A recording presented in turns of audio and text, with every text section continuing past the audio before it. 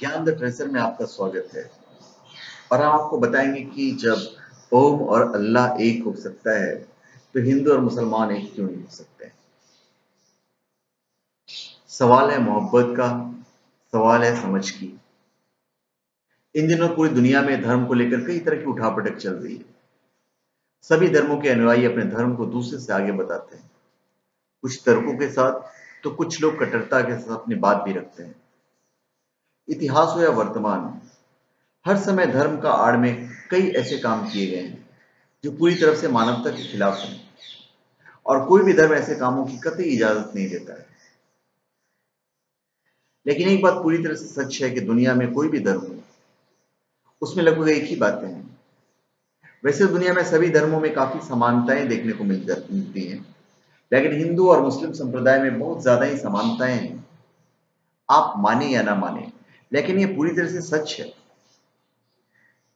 जैसे हम आपको एक तथ्य बताते हैं कि ओम और अल्लाह का जो स्वरूप है वो एक है। ओम और अल्लाह की संरचना समान अक्षरों से की गई है। आप जब देखेंगे कहीं भी तो दोनों के अक्षर समान है, सिर्फ उसे उल्टा करने की जरूरत है। ओम और 786 में समानताएं हैं।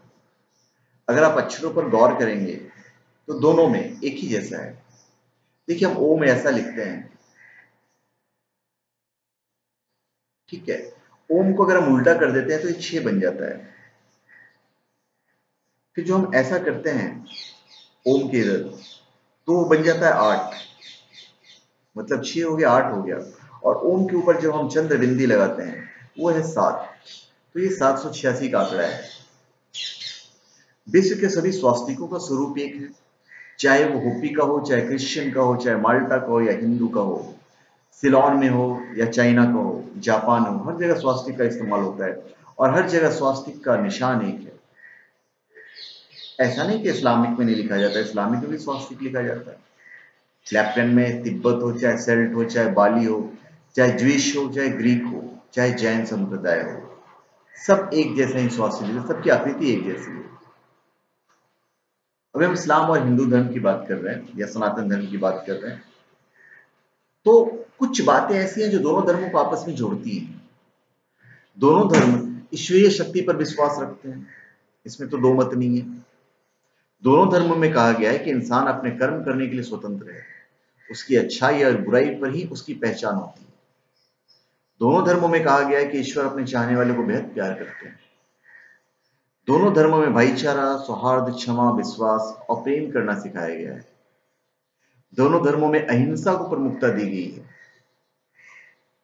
दोनों धर्मों में दूसरे के धर्म के प्रति प्रेम रखना सिखाया गया है। दोनों धर्मों में प्रकृति के प्रति वफादार रहना सिखाया गया है। कहाँ अलग है? इन तथ्यों के आधार पर हम कह सकते हैं कि हिंदुत्व और इस्लाम धर्म की शिक्षाएं एक जैसी हैं।